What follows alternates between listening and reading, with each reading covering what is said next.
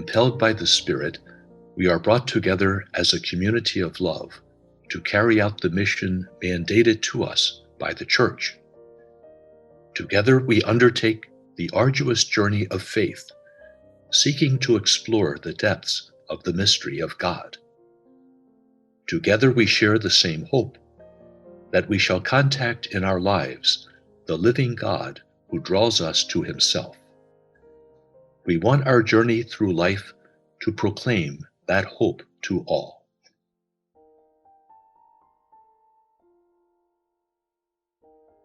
Where do we get our perspective as Passionists for community?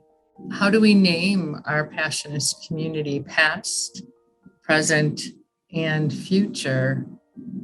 Human beings, we're created for community. We can't live without community. And I think the deepest need of our nature is to have people who know and love us. It's like John's gospel, the passage of the vine. I am the vine, you are the branches. It's like the charism is the vine for us. It's Christ, it's the passion of Christ. And all of us inserted to this vine, we are the branches. And somehow we are interconnected. It's the charism nurturing the vocation, regardless of being lay, being vow, being a woman, being a man, being young, not so young. In all this, we are together.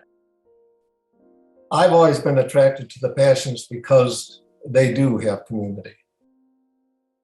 And growing up across the street from the monastery, I was everybody in that community was part of the Passionist community. And when they had an apple orchard on the east, and when it was harvest time, everybody they picked all the apples, and we went to the kitchen and took our bags home of apples.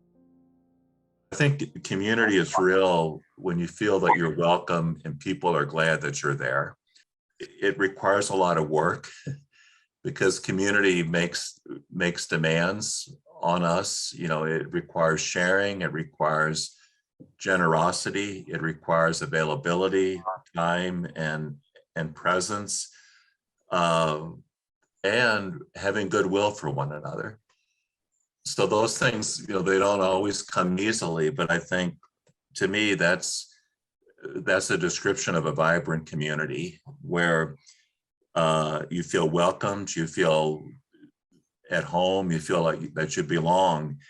With Passionists, what I call that exceptional Passionist hospitality. Having been on the receiving end of that hospitality and made to feel welcome and made to feel at home and made to feel part of that family helped me realize that I grew to be part of this community because of the way I was welcomed in.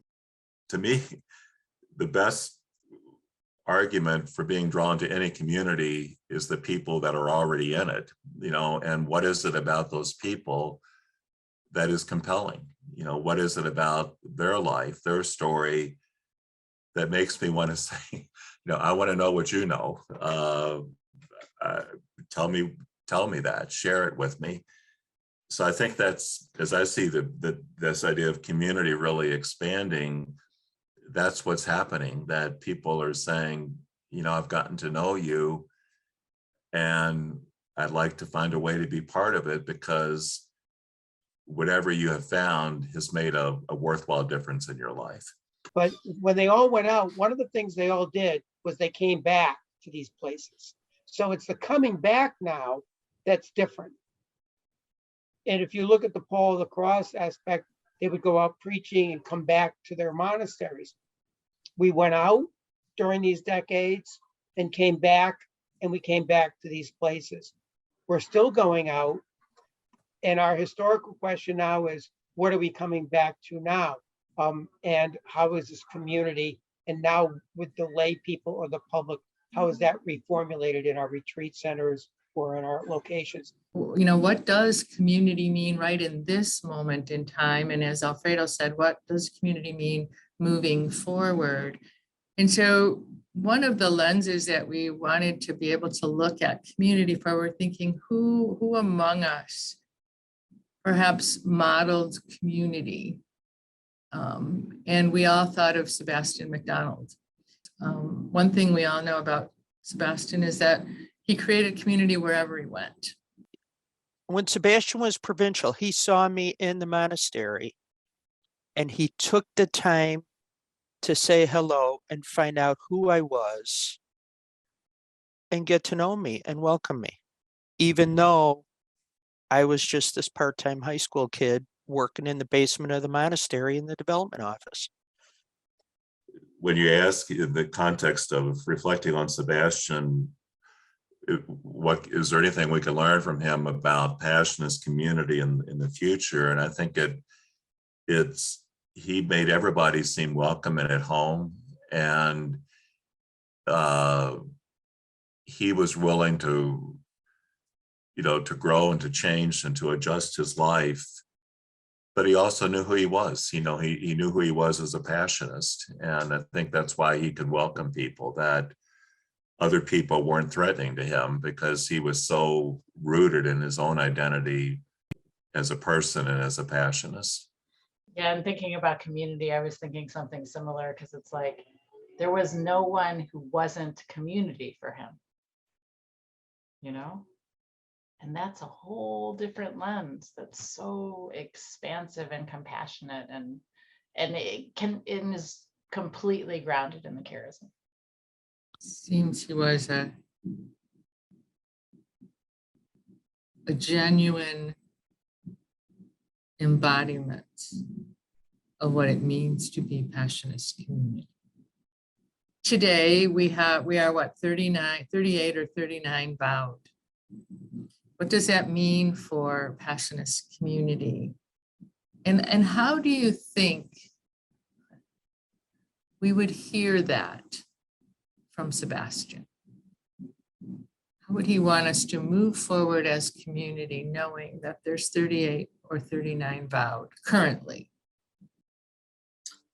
I believe when Sebastian was provincial, he's the one who started bringing those beautiful Passionist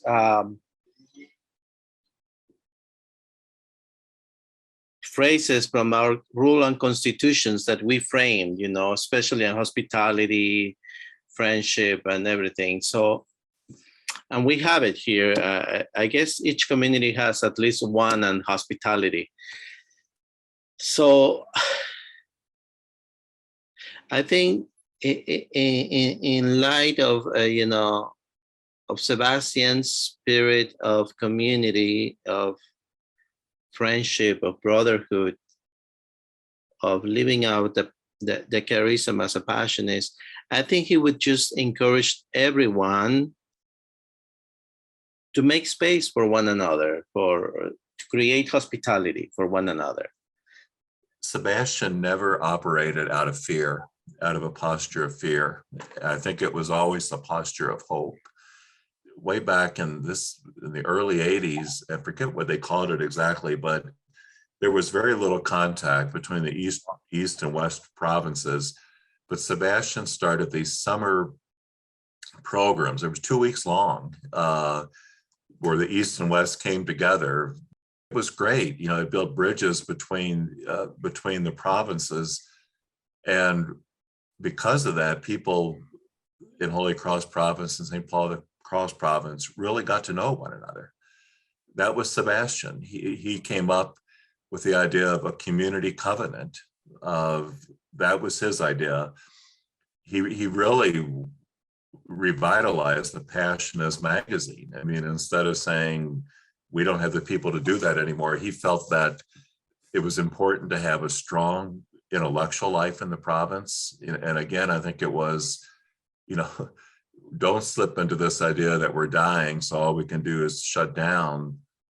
How are we called to do things that are affirm life? I think I learned more about the Passionist charism from Sebastian than anybody else. And I'd spent a lot of time with a lot of Passionists.